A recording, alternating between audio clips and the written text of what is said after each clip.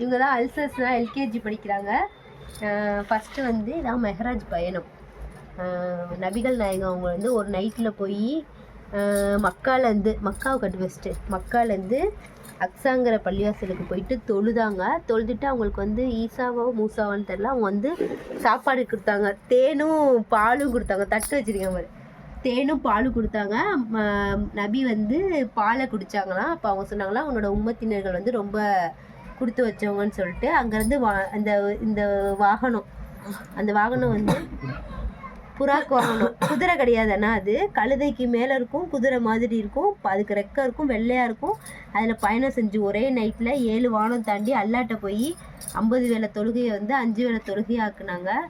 அப்புறம் வந்து சொர்க்க நரகத்தை பார்த்தாங்க. சொர்க்கத்தில் வந்து ஏழைகள் அதிகமாக இருந்தாங்க, நரகத்தில் வந்து பெண்கள் அதிகமாக இருந்தாங்க. அப்புறம் அந்த மரம் அதுவும் சொர்க்கத்தில் தான் இருக்கும். அதோட ஒரு இலை வந்து யானையோட காதளவுக்கு பெருசாக இருக்கும்.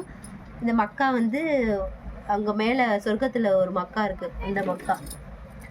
அடுத்து இன்னொன்று வந்து இதுவும் முகமது நபியோட இதுதான். இது வந்து மக்கள் வந்து முகமது நீங்கள் தான் நபிங்கிறதுக்கு என்ன அத்தாச்சி அப்படின்னு சொல்லி கேட்டதுக்கு நபி வந்து அந்த ஒரு விரலை தான் காட்டினாங்களாம் நிலாவை நோக்கி. நிலா வந்து 2ஆக பிளந்துருச்சான். அதான் இந்த இது பயான், அதை வச்சு எடுத்ததான் இது. அடுத்து வந்து இவர் வந்து தாவூத் நபி. இவருக்கு வந்து அல்லாஹ் வந்து மலைகளை வசப்படுத்தி கொடுத்துருக்கான். அப்புறம் வந்து பறவைகள் வந்து இவர் பார்த்தாலே அந்த பறவை வந்து இவர் கையில் உட்காந்துருவோம். அப்புறம் இரும்பெல்லாம் இவங்க வந்து அல்லாஹ் வந்து வசப்படுத்தி கொடுத்துருக்கான்.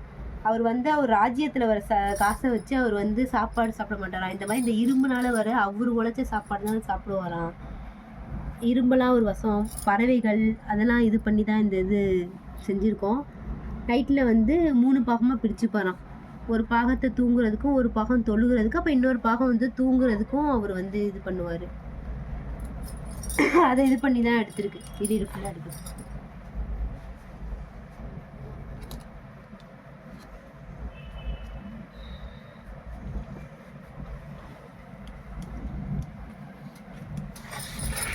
இவர் வந்து தாவூத் நபியோட மகன் வந்து சுலைமான் நபி.